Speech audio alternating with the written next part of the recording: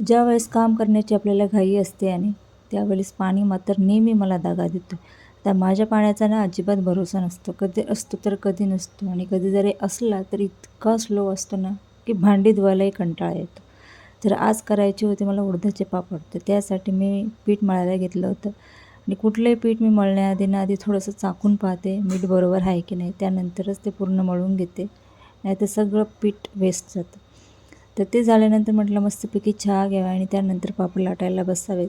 आणि इकडे त्याला खायला दिलं होतं आणि जे त्याला आवडत नाही ना ते लगेच तो मम्मीला देऊन टाकतो. आणि माझ्या आधी पापड लाटण्याची त्याची घाई बघा. आता एवढे छोटे छोटे पापड तो मला लाटून देत होता. त्याला म्हटलं थोडे मोठे लाट, पण नाही मग एवढेच मजाने होतात.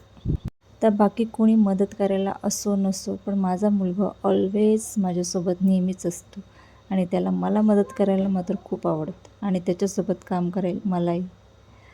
आता इतके छोटे छोटे पापड त्याने लाटले होते आणि ते वाळत घालायलासुद्धा तो मदत करत होता. पण वाळत घालण्याच्या नादामध्ये त्याने माझे इतके पापड कुस्करून ठेवले होते, वाकडे तिकडे झाले होते सगळे पापड. तर त्यानंतर त्याला खाण्यासाठी घेतले होते मी घावणे बनवायला आणि त्यासोबत ऑमलेट. घावणं आणि ऑमलेट त्याला खूप आवडतं. तर एवढे सगळं मी बनवत होते आणि तेवढ्यात बाहेर येऊन पाहते तर यांनी हे उद्योग करून ठेवले होते.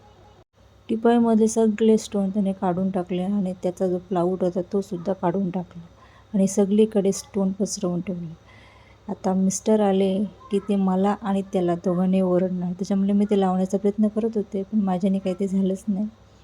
कारण ते प्लाऊड होतं ना ते थोडं खराबसुद्धा झालं होतं आणि त्याला आता मी ओरडूही शकत नाही आणि मारू शकत नाही. आणि इकडे येऊन पाहते तर माझे पापड सगळे गायब झाले. ते पापड कुठे गेले? सगळे पापड गोळा करून त्यांनी किचनमध्ये नेऊन ठेवले होते. आता ते पापड पुन्हा आले आणि पुन्हा वाळत घालायला लागले. आता ही सगळी परत मेहनत करावी लागली. थोडंसं दुर्लक्ष झालं की हे परिणाम.